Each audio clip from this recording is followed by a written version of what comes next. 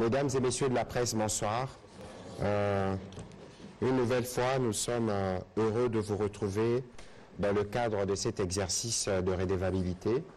Je voudrais en premier vous remercier pour la spontanéité et pour le travail que nous faisons ensemble parce que c'est grâce à vous que le Congolais suive de près les activités que nous faisons dans le cadre du gouvernement.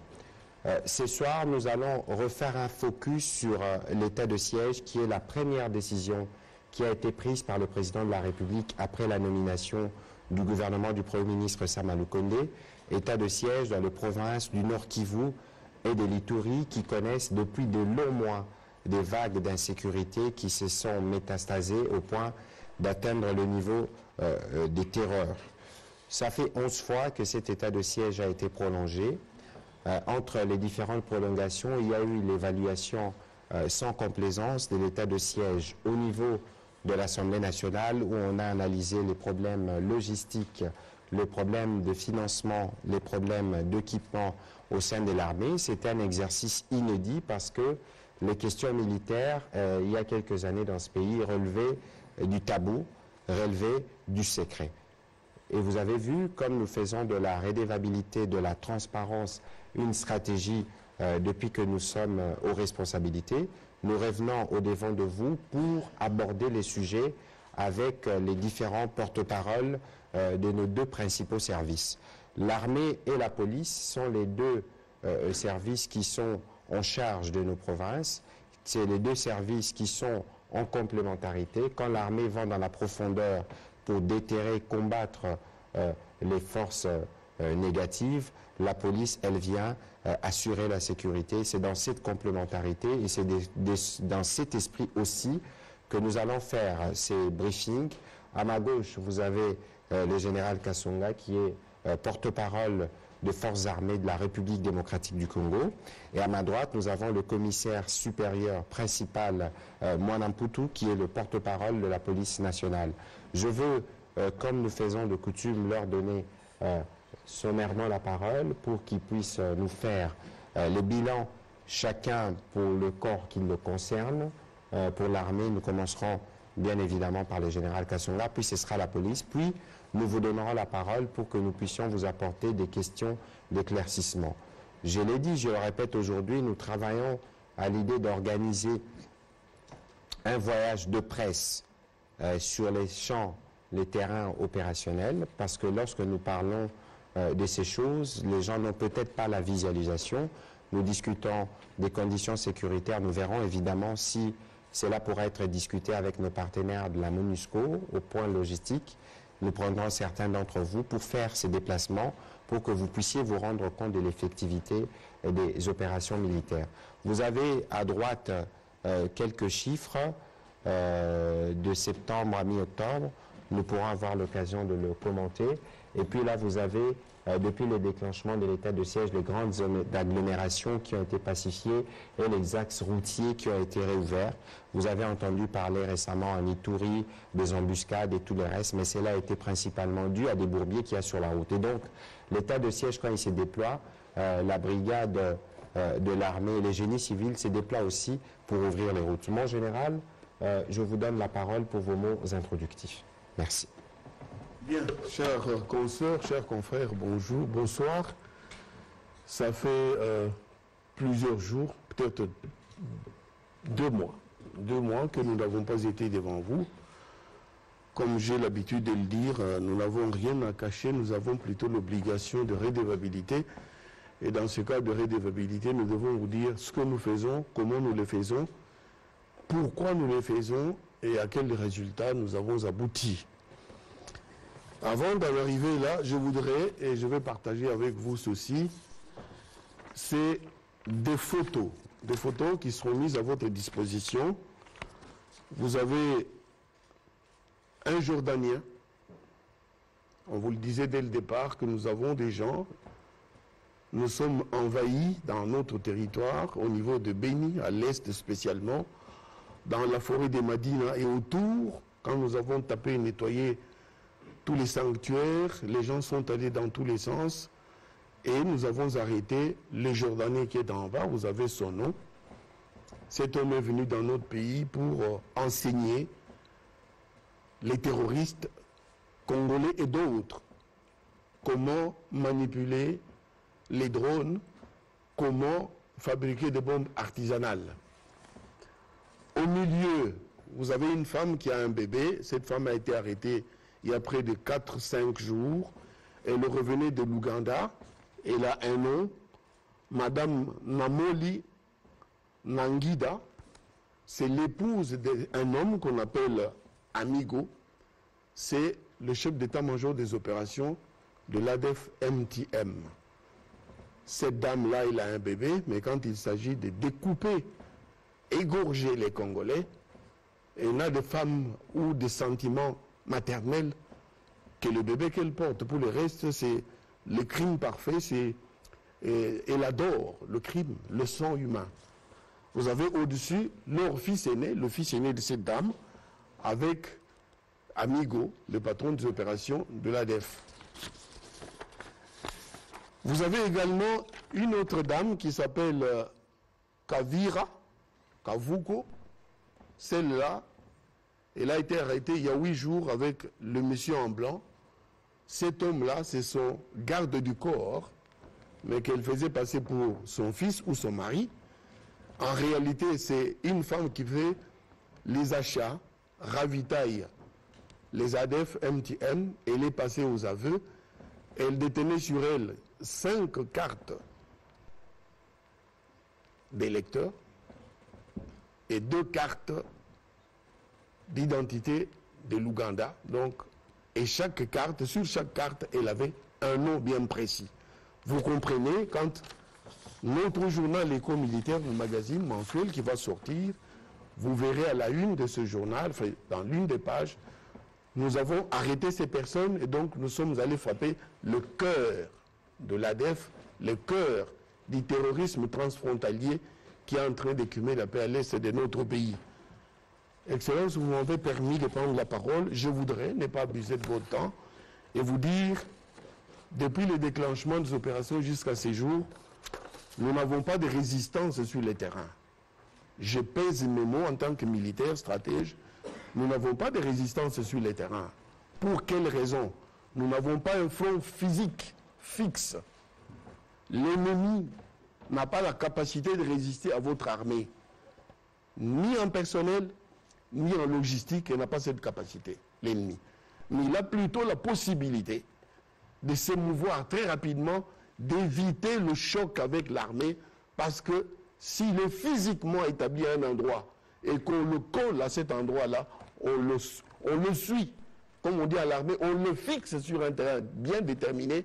Au bout de 2 jours, on ne parlera plus de l'ADF, on ne parlera plus de Codeco, on ne parlera plus de terrorisme là-bas. Mais il est tellement mobile, tellement en mouvement avec, parfois même en utilisant notre population pour se cacher dedans, qu'il est difficile de l'immobiliser, le fixer et le détruire. Je sais que la plupart des gens disent, vous venez nous présenter les bilans tels que c'est écrit, les tableaux qui sont là, on a arrêté, on a capturé, on a neutralisé. Neutraliser, ça signifie pour nos militaires, les termes à la mode, un terme bien propre pour vous dire, nous avons mis fin à la vie de ces voyous. Et nous disons neutraliser de manière définitive. Mais ceux qu'on a capturés, ceux qu'on a arrêtés et ceux qui se sont rendus parce qu'ils ne pouvaient pas résister à notre capacité opérationnelle, à notre force de frappe, ils se rendent en dévoilant un certain nombre de choses. Alors, vous nous dites pourquoi vous nous présentez des tableaux pareils, mais dans l'entretemps, il y a multiplicité d'assassinats, de tueries. Et nous vous disons, et le ministre a donné un élément de réponse, il vous a dit, ces gens choisissent bien des endroits sur nos routes, là où il y a des bourbiers. S'ils ne les créent pas, ces bourbiers-là, comme coupeurs de route, mais ils choisissent des endroits où nos routes ne sont pas assez praticables. Et là, ils viennent s'installer, et ils installent un campement près de là. Et quand le véhicule ralentit, même s'ils sont convoyés, pour sortir de là, ils sortent de la brousse, ils tirent dans le moteur. Quand le moteur du véhicule prend feu, ils attaquent le véhicule, ils attaquent les passagers, ils attaquent la marchandise, ils cherchent la nourriture, parce qu'ils n'en ont pas là où ils sont. Ils cherchent les médicaments pour aller soigner tous les autres criminels et les voyous qu'ils ont emmenés dans la forêt et pour lesquels ils doivent avoir absolument des médicaments pour la vie, pour sauver leur vie, mais également, ils doivent se faire remarquer, ils doivent se signaler, dire qu'ils sont actifs et capables de nuisances et donc montrer leur nocivité. Nous avons donc cette obligation de vous dire que dans les opérations Sokola 1 Grand Nord, au plan humain, 224 voyous ont été neutralisés. 23 plutôt leaders ont été capturés et parmi les plus célèbres, souvenez-vous, Djamil Moukoulou, le patron de l'ADF, a été arrêté et il est aujourd'hui en prison dans son pays, en Ouganda. Mais avant de devoir arriver en Ouganda, il était chez nous, patron à Madina. Nous avons mené à la guerre en 2014, 2016 et 2018. Il a fui parce qu'il ne pouvait pas nous résister. En fuyant, en traversant la frontière, il avait été arrêté en Tanzanie. Et de là, la Tanzanie l'a extradé vers son pays d'origine, l'Ouganda, où il est en prison, il est jugé. Mais voici la liste de ceux qui ont été arrêtés par nous. D'autres sont ici à Kinshasa, d'autres sont à Beni ou à Goma, en train de venir ici. Terroristes reconnus. Il y a un monsieur qui s'appelait Mouzé Wakazi. C'est un gars qui avait la particularité d'adorer le sang humain comme breuvage matinal. Il y a un monsieur qui s'appelle Ibrahim. Il y a une dame qui s'appelait Mama Sarah. C'est elle qui recrutait dans toute l'Afrique centrale, y compris à l'Afrique de l'Est. Une dame, vous la voyez, vous dites, c'est pratiquement presque une dame au grand cœur, serviable, qui avait la capacité ou la possibilité d'aider les familles, ainsi de suite. Mais en réalité, c'était l'APA. Monsieur Kasereka Katsira, Monsieur Kasereka Kambale, Monsieur Kavuko Sifa, Lukweba Lwafwanza, Osama Ben Balouda, Touara Fazili John, Sahara Aminata, Masisika Riziki, Maïcha Baloume Mada Adoua, Hussein Adam, Habonimana Asumani, Nimpeshako Fatuma, une dame, Tobias Agustino, une Tanzanienne, Ames Joseph, une Tanzanienne, Maïcha Baloume Aboua, Bizimana Snake, Lukwebanza Luafanza, Senga Khalil, Jean-Michel Mapenzi et Sifa Kali.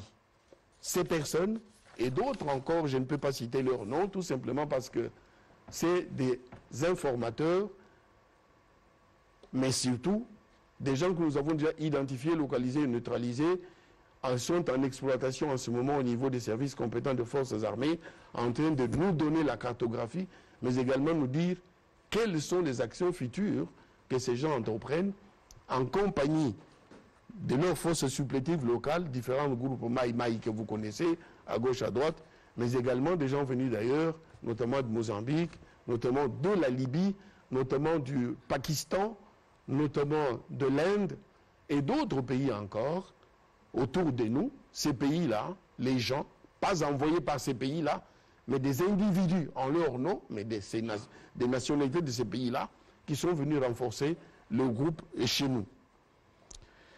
Au plan matériel, disons qu'à ce niveau-là, au plan humain, nous avons interpellé 232 collaborateurs dans le Grand Nord Béni. Et au plan matériel, 62 armes, 6 véhicules, 16 motos saisis. Au plan opérationnel, comme nous le disons tous les temps, des tableaux sont là. Nous contrôlons et nous occupons tous les sanctuaires les plus importants de l'ADF, comme Moualika. Moualika est connu parce qu'il y avait 38 000 cultivateurs qui avaient été chassés par l'ADF occupé pendant tout le temps. Toute la production de l'époque, ces voyous-là faisaient payer à leurs propriétaires pour venir exploiter. Et en vendant, ils donnaient un pourcentage à ces criminels pour pérenniser leur mouvement, trouver la nourriture, mais également s'approvisionner en armes et munitions. Localité de Kiondo, dans la chefferie Bachou, Loselose, Mandumbi, Kalaou, Mayangose, là aussi il y avait 36 000 cultivateurs, Mwenda, dans le secteur de Rwenzori, Mapobo, Alungupa, Mamove Lae, un site de transformation, mais également de radicalisation des jeunes. Madina, tout le monde connaît ce qui s'est passé à Madina. Heureusement, nous y avons été. Nous avons trouvé... On va aller à Madina. Voilà.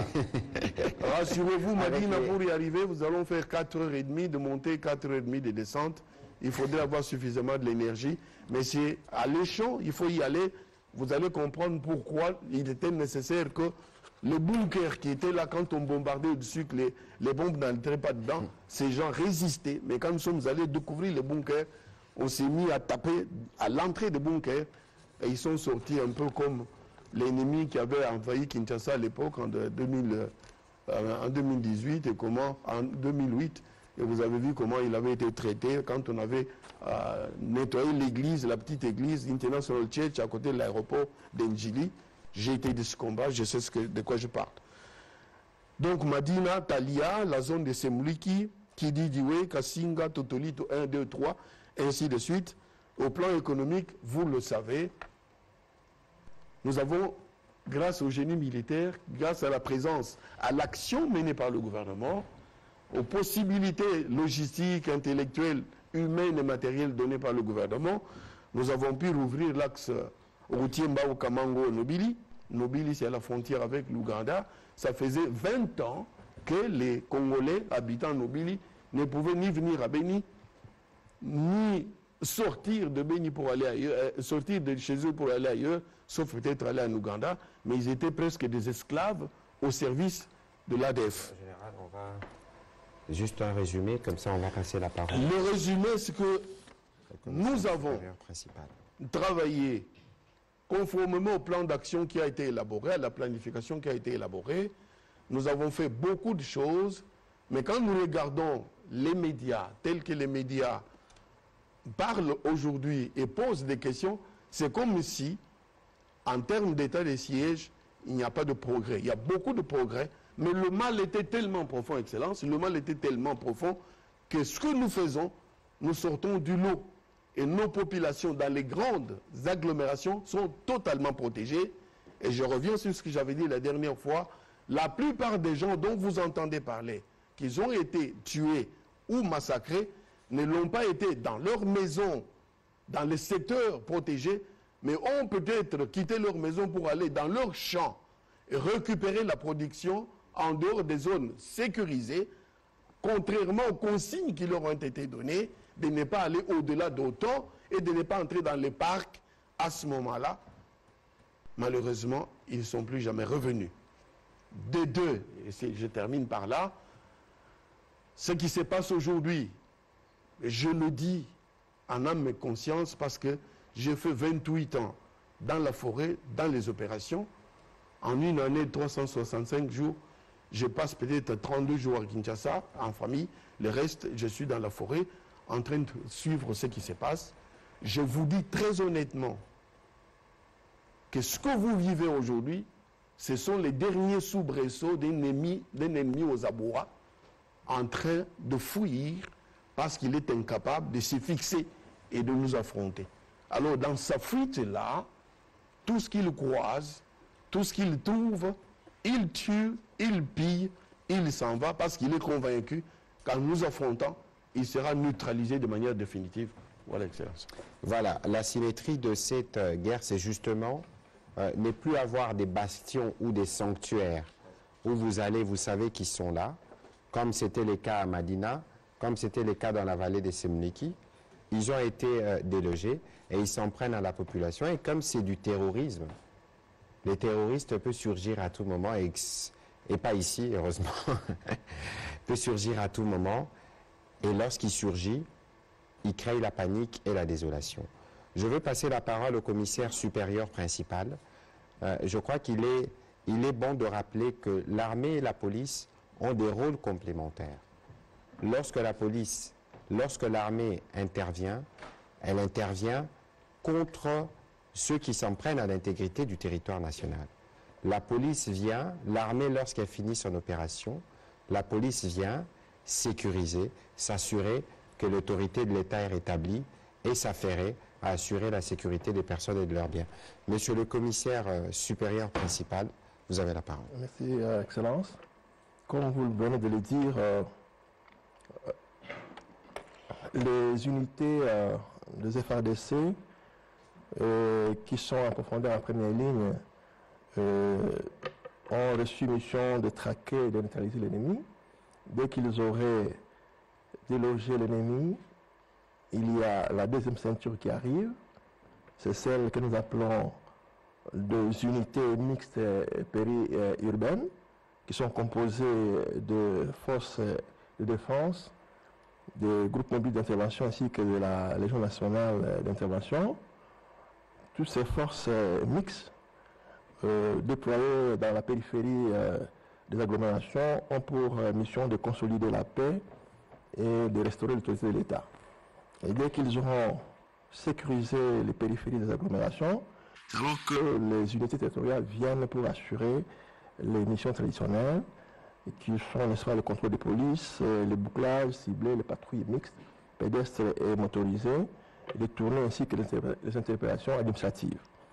Et en ces instants précis, nous voudrions vous donner un petit bilan à mi-parcours qui va du 5 mai au 25 et nous ne manquerons pas de faire un petit monitoring du 20 au 22. Pour la province de l'Ituri, pour la période que je venais de vous donner, nous avons saisi 40 armes de guerre récupérées dans le cadre de traques de criminels et des opérations de bouclage ciblé, dont 35 à Bounia et 5 à Bogoro, dans le territoire du Roumo. Et nous avons transféré auprès devant les juridictions compétentes 70 criminels qui ont été interpellés.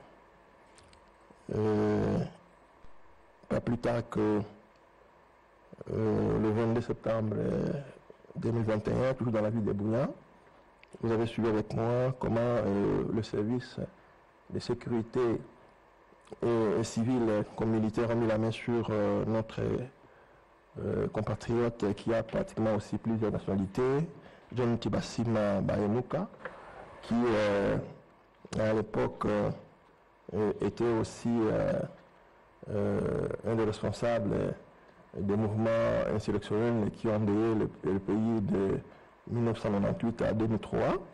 Mais il a été appréhendé pratiquement le 29 septembre dernier. Il a été accusé d'avoir planifié la coalition de groupes armés de l'Ituri, et c'est pour endeuiller la province et saper les efforts des forces armées. Et lorsqu'il a été interpellé, vous avez appris avec moi qu'il a essayé de soudoyer, n'est-ce pas, les forces de l'ordre comme les forces de sécurité avec notre ami de là. Je voudrais nous dire simplement que les efforts sont en train d'être faits pour pacifier l'intérieur. Et donc, soyez assurés que de ce côté-là, nous n'allons pas dormir sur l'oreiller. Lorsque nous quittons la province de l'Ituri, nous arrivons à la province du Nord Kivu, où nous avons, dans la période que je vous estimais, là, du 5 mai au 25 septembre, nous avons récupéré 66 armes de guerre dans les opérations de traque des criminels ainsi que des opérations de bouclage ciblé, dont 5 à Ocha, 8 à Beni, ville, 50 à Goma, 2 à Massissi et une arme à Kichanga. Ces opérations de bouclage ont été menées dans 8 à Goma, 5 à Beni, 2 à Butembo et une opération à Massissi. 41 criminels ont été appréhendés et déférés devant la juridiction compétente, respectivement 10 à Niagogo, 20 à Goma, 1 criminel à Beni, 6 à Kichanga, 2 à Walikale et 2 à Butembo. 968 interpellations administratives ont été faites, et dont 947 à Goma et 21 à Beni. S'agissant de l'espace de monitoring du 20 à ce jour, vous vous souviendrez que l'ordre public a été perturbé en date du 18 octobre 2021. Nous avons eu une incursion de 2 sections de militaires de l'armée rwandaise qui sont entrés dans le territoire à partir de Kibumba et poursuivant, semblerait-il, les compatriotes qui étaient détenteurs des engrais chimiques. En termes de bilan, il a été saisi une arme AK-56 avec 22 munitions de l'armée rwandaise par les FARDC. De l'autre côté, ils ont emporté une arme AK-47 au poste des FARDC par les militaires rwandais. Et bien entendu, de leur retour chez eux, ils ont commis des actes de pillage.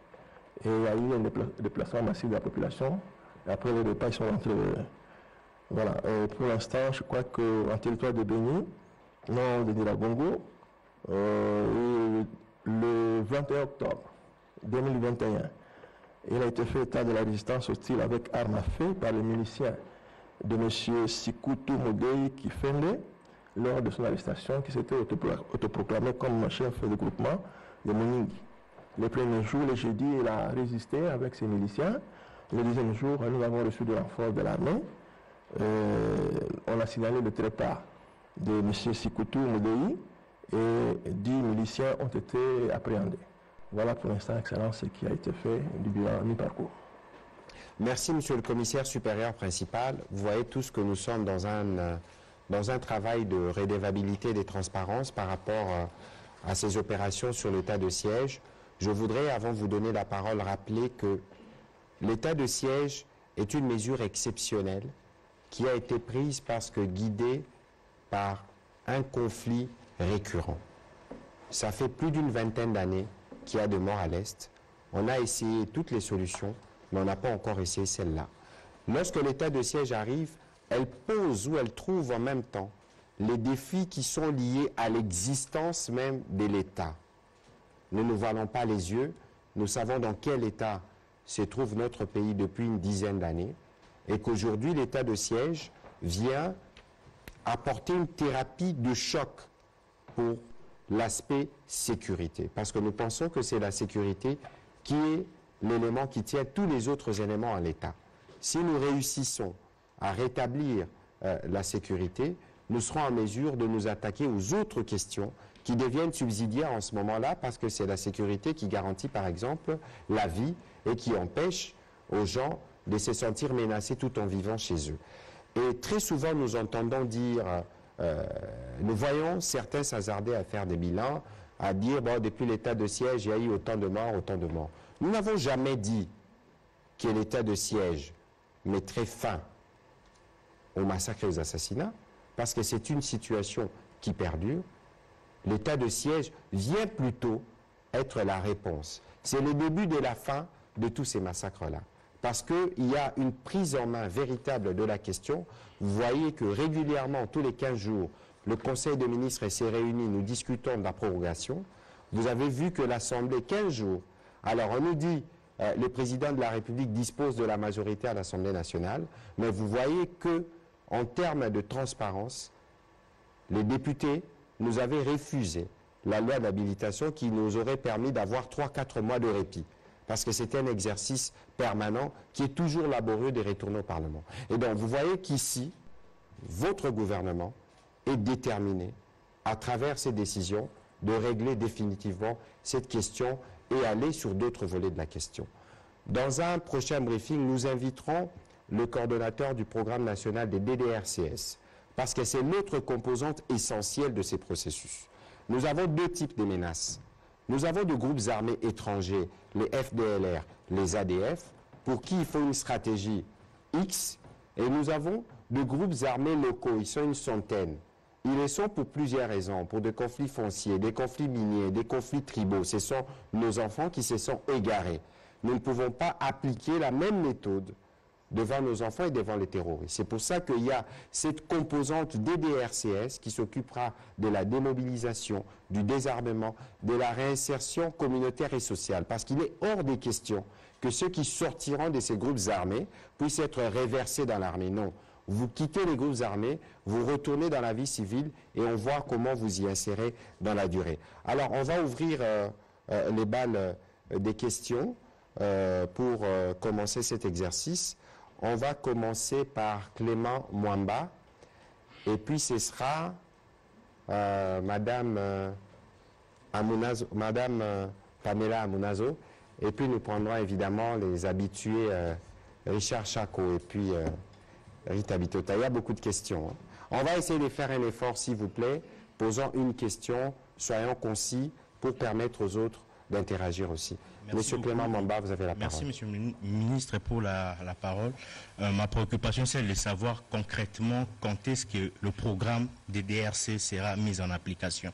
Parce que depuis la nomination de Monsieur Tommy, nous avons comme l'impression qu'il est plus dans des bureaux en lieu et place d'être sur terrain. Quand est-ce que le programme sera réellement mise en application? La question vous est adressée. Le programme est déjà, je crois qu'il y a eu la première réunion du comité des pilotages qui a siégé il y a 2-3 semaines autour du président de la République et les 11 ministres sectoriels concernés.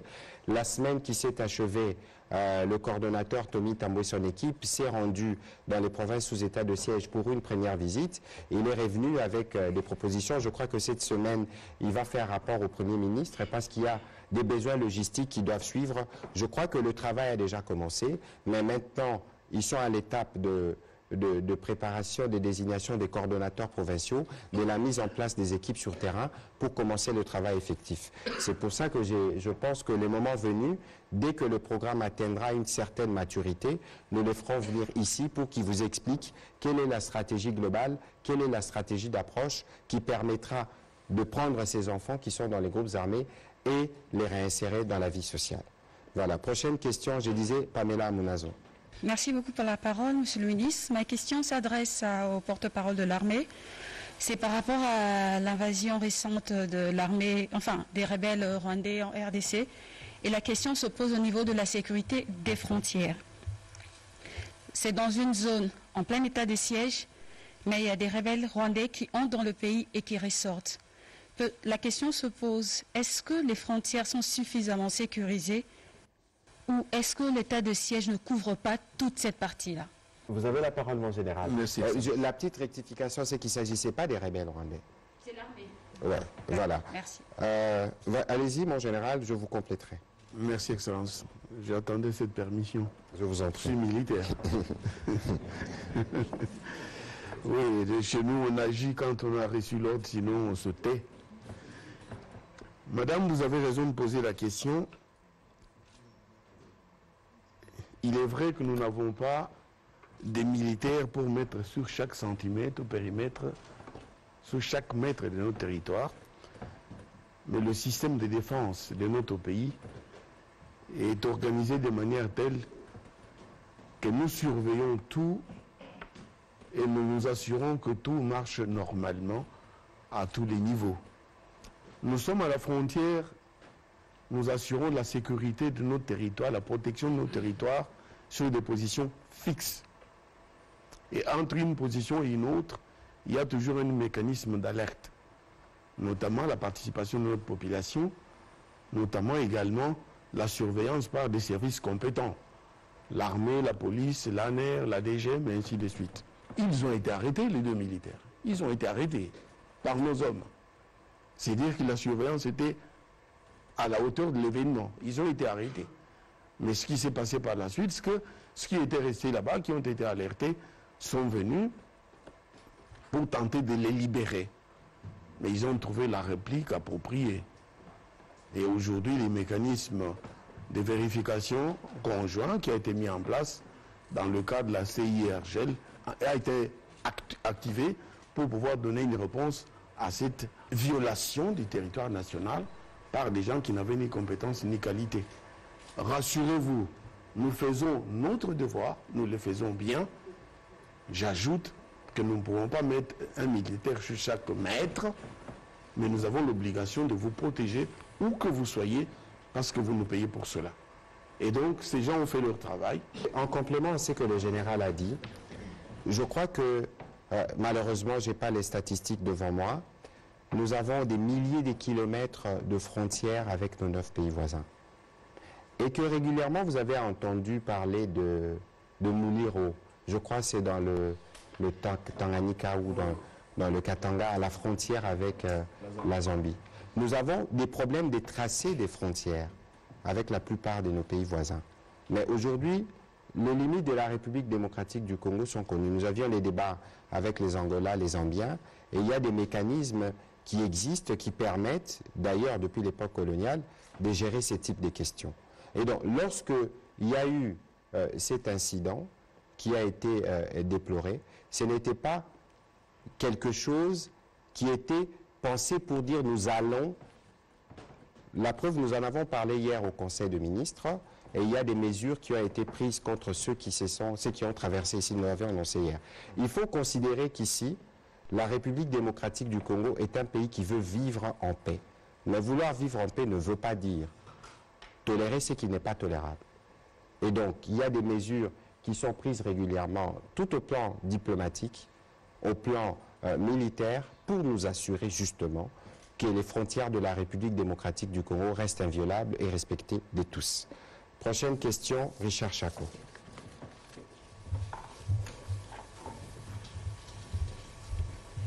Merci beaucoup, Monsieur le ministre.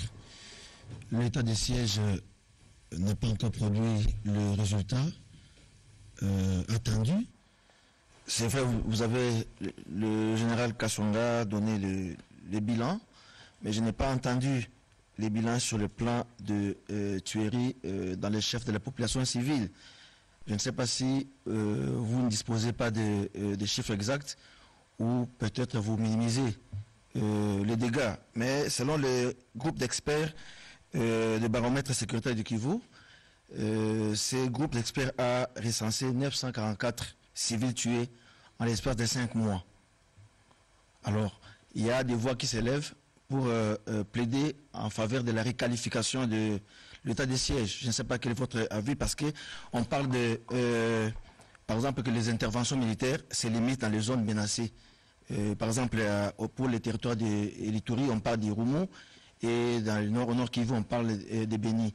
On parle aussi de la démilitarisation de la gouvernance, c'est-à-dire que les civils puissent s'occuper des questions politiques, développement, et que l'armée ne puisse que s'occuper des opérations militaires, et aussi la purge aussi de l'armée. Je ne sais pas quel est votre avis par rapport à ça, mon général.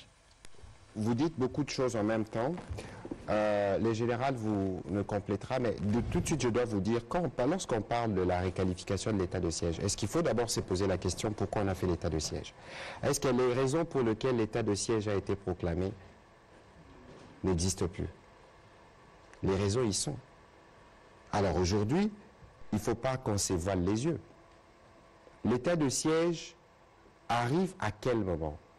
La Constitution dit lorsqu'une partie de l'intégrité du territoire est menacée.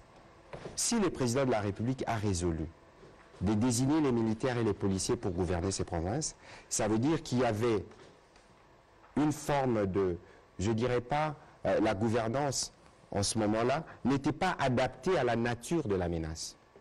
L'état de siège en lui-même, lorsque vous les mettez en place, vous les déployez, vous venez régler un problème qui dure depuis 20 ans. Alors, lorsque les gens disent qu'il n'y a pas de bilan de l'état de siège, mais est-ce que vous savez la dissuasion que l'état de siège apporte dans les chefs de ceux qui attaquent? Est-ce que vous savez que lorsqu'il y avait de la complaisance par rapport, par exemple, dans certains services, aux frontières de ceci, c'est là qu'on a amené des militaires. Il y avait des réseaux qui opéraient. Aujourd'hui, ces réseaux ne peuvent plus opérer du fait de l'existence de l'état de siège qui a coupé la tête à plusieurs initiatives, parce que nous sommes dans une guerre asymétrique qui dure depuis 20 ans, où les EDF savent s'effondrer dans la population, ils commercent, ils se marient. Et donc, vous voyez que c'est une question qui est complexe. Mais ceci dit, nous avons des points à partir duquel nous apprécions l'évolution de l'état de siège. Lorsque l'état de siège a commencé, il y avait des inquiétudes. On disait, restriction des libertés. Est-ce que les libertés ont été restreintes? Beaucoup d'entre nous se sont déjà rendus à Bunia et en Nord Kivu. Vous n'avez même pas l'impression, en y étant, que vous êtes dans une province sous état de siège. Parce qu'il y a des dispositifs qui ont été mis en place. N'oubliez pas qu'il existe des zones opérationnelles dans cette partie du pays et que c'est des menaces qui sont connues. Mais lorsqu'on amène l'état de siège, ça donne une plus grande attention et l'administration change en ce moment-là des dirigeants. Il y a des gouverneurs, des administrateurs des territoires policiers qui ont été nommés, qui ont été désignés militaires, qui s'occupent de la gestion des différents territoires et qui se déploient. Mais donc, les résultats ne peuvent pas tomber comme en un claquement de doigts. Alors, vous parlez de civils, mais nous sommes préoccupés. Lorsque des civils meurent, mais les militaires meurent, les généraux et à ma gauche, c'est difficile de parler des militaires qui décèdent. Mais vous avez vu que le Premier ministre, quand nous nous sommes rendus à Beni-Bunia, a été au chevet de militaires. Je ne sais pas si vous avez vu ces images de ces jeunes gens qui, pour la plupart, venaient de l'Équateur, dans ce que nous avons vu à Bunia. Nous avons été à Beni, où nous avons vu des jeunes dames, des femmes pleurer. Retournez-nous d'où nous sommes venus, au chevet de leurs maris, qui ne sont pas originaires du secteur. Et donc, c'est pour vous dire qu'il y a un esprit de sacrifice que dans les chefs de nos militaires qui doit être particulièrement apprécié. C'est pour ça que nous parlons de Bendele Kouyaté. Mais pour ce qui concerne les civils, c'est justement pour ça qu'on a fait l'état de siège. Parce que ces civils, quand ils meurent, qui les tue? Est-ce que c'est l'armée qui va tuer sa propre population? Mais ce sont ceux-là, ces groupes armés, qui n'ont plus d'autre ressort que de s'en prendre à la population. Parce qu'ils savent que lorsque vous tuez la population, vous faites la publicité de ça, il y aura un sentiment de terreur et de rejet, parce que les gens ont tout de suite l'impression que s'il n'y avait pas l'état de siège, on tuerait. Ben, il n'y avait pas l'état de siège, ils tuaient déjà. Mais ceci n'ébranle en rien notre détermination d'en finir, mon général. Oui, Excellence, Richard était un combattant de la liberté.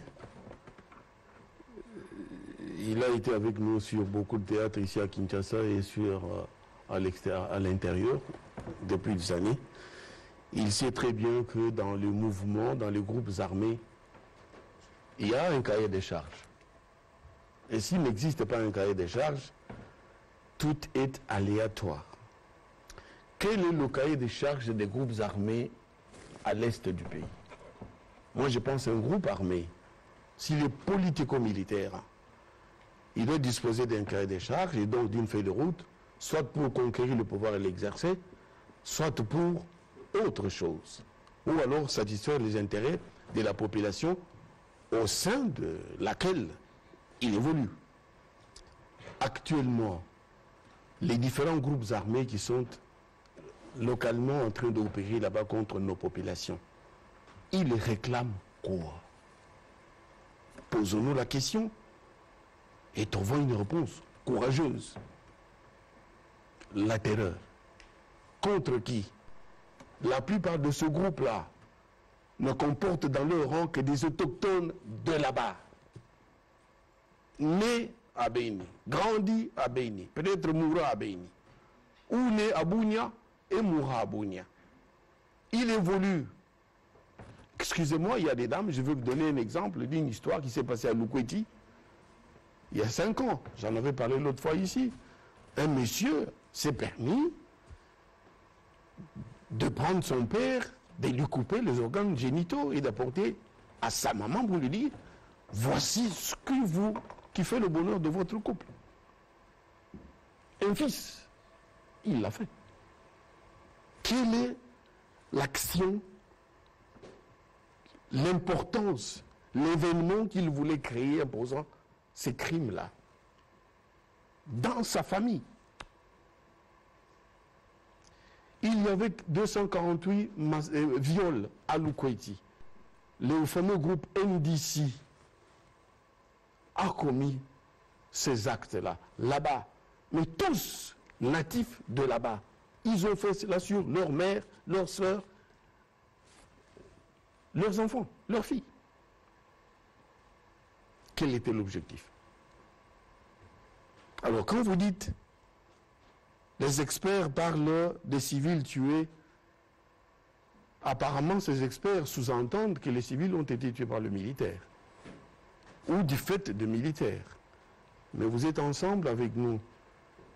L'état des sièges, 3 mai, les décrets, l'ordonnance présidentielle, 6 mai, la désignation des animateurs. Et depuis, on est là. Est-ce que quelque part, vous avez enregistré un seul cas, un seul, des dégâts collatéraux causés par les militaires? On peut faire des statistiques. Pas un seul. Mais nous déplorons, soyez-en sûrs. Je suis payé pour protéger la population. C'est vous qui me payez, c'est vous qui m'achetez l'uniforme, la tenue, l'arme et les munitions. Je dois vous protéger. Et quand quelqu'un parmi vous meurt, ça me fait tellement mal, autant mal que les parents de la personne qui est décédée. C'est-à-dire que je dois doubler d'efforts pour faire mon travail comme il se doit, conformément à mon serment de militaire. Ça fait tout autant mal que j'ai l'obligation morale et constitutionnelle d'aller trouver, localiser, identifier, localiser et neutraliser l'auteur ou les auteurs de ces actes-là. Bon, ce groupe peut bien se spécialiser dans l'analyse des faits, mais pour montrer comment ils contribuent à persuader ces gens-là de ne plus tuer, plutôt que d'amener des statistiques macabres pour dire il y a autant de morts.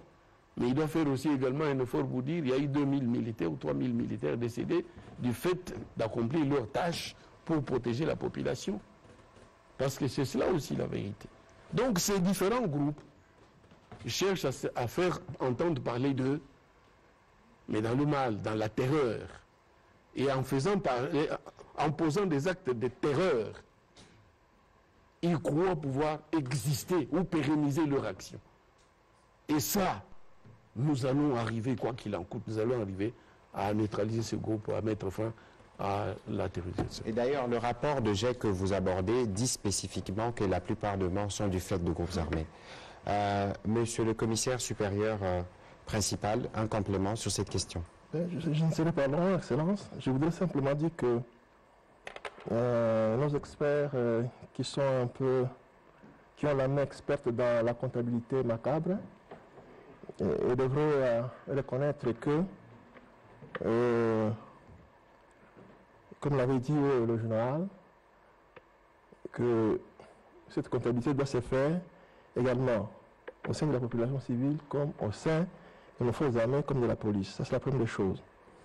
Et de deux, je voudrais vous expliquer que lorsque les bombes retentissent, je ne vois pas cette expertise qui sera sous les bombes en train d'aller comptabiliser les macabres et puis vous en faire une banque de données.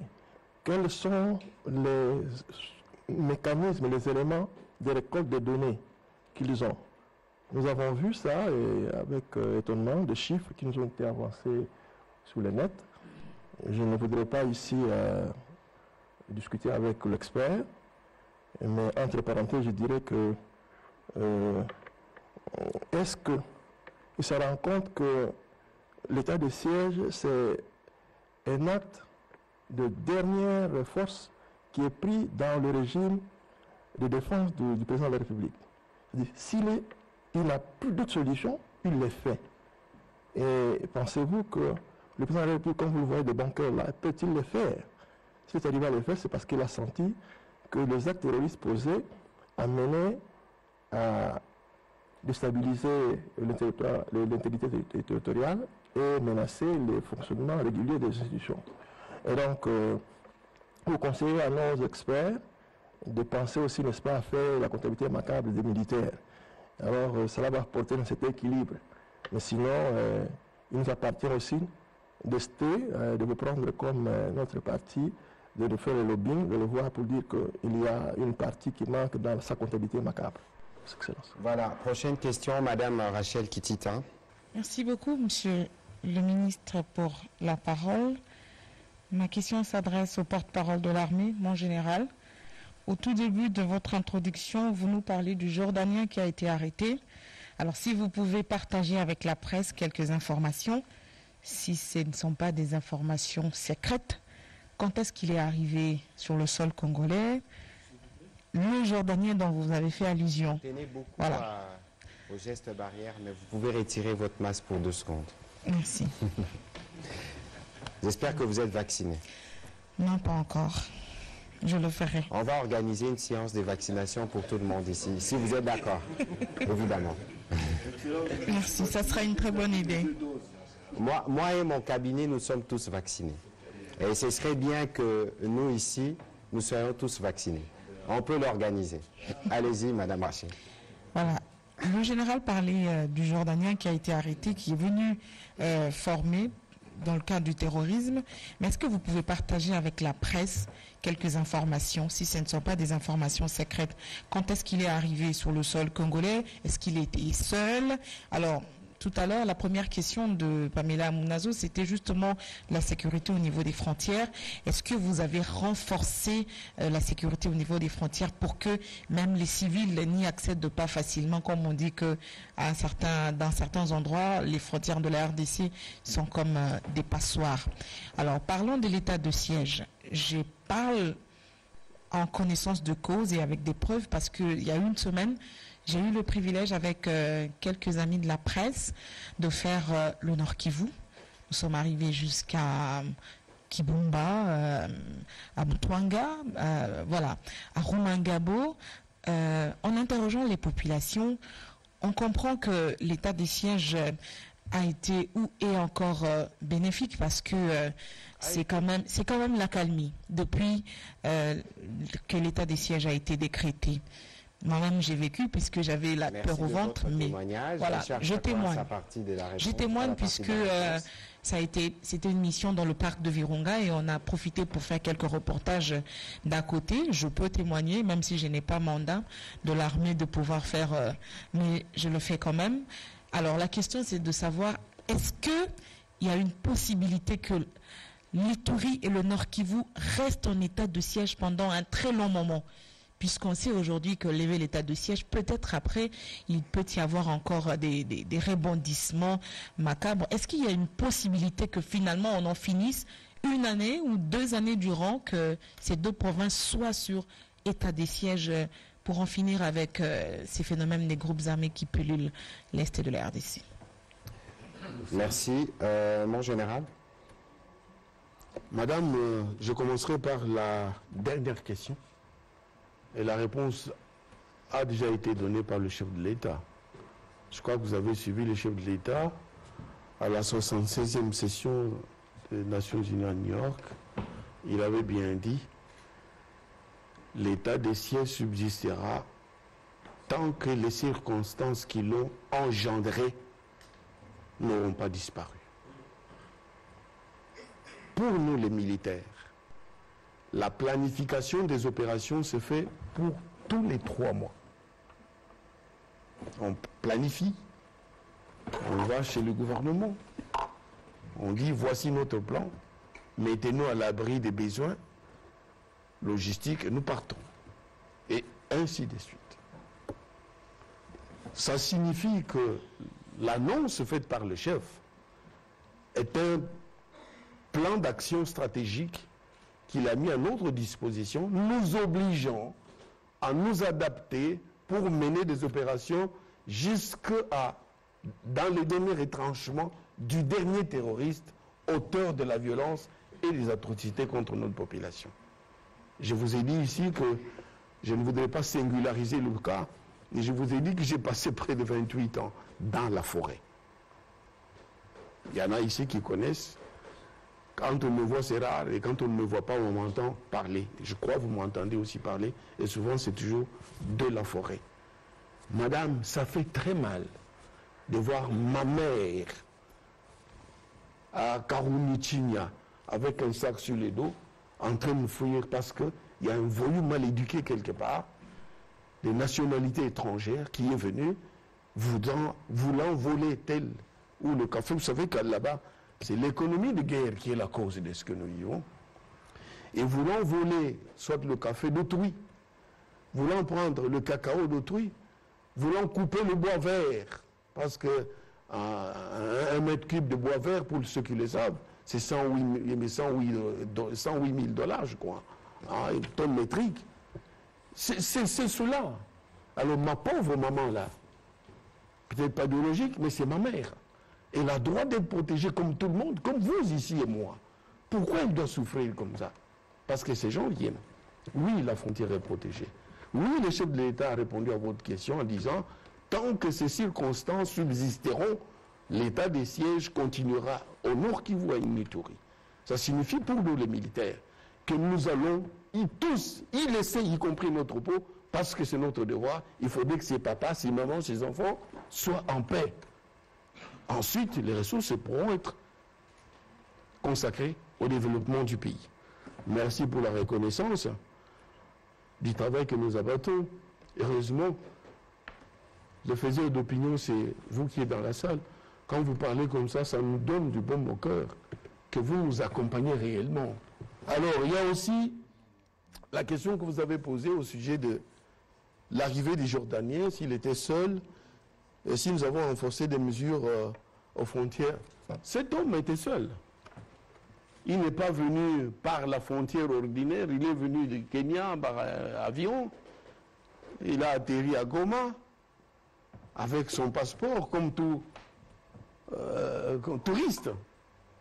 Et il a évolué, il est parti jusque là où on l'a arrêté. Sûrement qu'il devait être conduit par quelqu'un. Madame, j'ai fait mon mémoire du TIES, du Collège de hautes études et stratégies de défense, sur une question d'actualité. Les terrorismes transfrontaliers. La RDC est-elle concernée? Vous pouvez lire mon mémoire, il existe. Même en réseau, il est là. La plupart des gens, quand nous sommes allés à Madine en 2014, en 2016, Richard Chako doit témoigner, nous avons trouvé un quartier dans lequel il n'y avait aucun noir. Aucun. Il n'y avait que des gens avec des barbes comme ça, comme Ben Laden, la peau basanée, en tout cas pas noire, comme nous. Mais aucun négro ne mettait ses pieds là-dedans. Et ces gens ne parlaient ni Swahili, ni Lingala, ni les langues locales. Ils parlaient Allahu Akbar, et ils parlaient d'autres langues. Peut-être pas l'anglais. Et donc, le travail qui a été fait là-bas, c'est la sécurisation. Et nous avons neutralisé. Mais cet homme, quand il est venu touriste, le pays accueille tout le monde. Il est passé. Heureusement, parce que cette surveillance existe. Heureusement, parce que les services sont compétents, on a dit, mais cet homme est venant de là-bas. Il s'appelle Haïm, quelque chose comme ça, là. Oui. Haïtan Haftar, alias Abou Omar. Mais quand on suit de près, on évolue, on va découvrir que monsieur n'est pas venu en tourisme, il est venu pour une mission, enseigner comment manipuler les drones, mais également comment fabriquer des bombes artisanales. Je crois que j'ai répondu. De toute façon, mon général, c'est un dossier qui est en instruction. Je crois qu'il est à Kinshasa. Oui. Il a été à Kinshasa au niveau de renseignement militaire. Voilà. Où il y a des investigations qui sont en cours et les moments venus, vous serez briefés. Il nous reste 15 minutes. Je voudrais donner la parole alors une minute à chacun. Comme ça, on a l'occasion d'avoir une série et de répondre de manière brève. On va donner, Paul, ce sera à la prochaine. On va donner la parole à notre ami Nebiwan, à Perrault, Rita, Izubal. Non. Finalement, il y en a 5. Bon, on va donner à Pichou, à Izuba, à Rita, à Perrault et à notre ami Nebiwan. 5 questions, s'il vous plaît, et on termine. Je souhaite que vous puissiez les poser en même temps. Comme ça, on enregistre et on est sûr de tenir le temps, s'il vous plaît. Ok. Excellence, merci pour la parole. Vous pouvez juste me rappeler votre nom, s'il vous plaît. Félix Matoudi. Je commence d'abord par les porte-parole de la police. Je voudrais avoir sa réaction par rapport aux actes de bavure qui ont été constatés ces derniers temps le long du boulevard du 30 juin, où on voit comment les policiers sont en train de malmener certains citoyens congolais, à l'exemple du président du syndicat de l'ONATRA. Ce sont des actes qui choquent les esprits. Est-ce que c'est vraiment dans la vision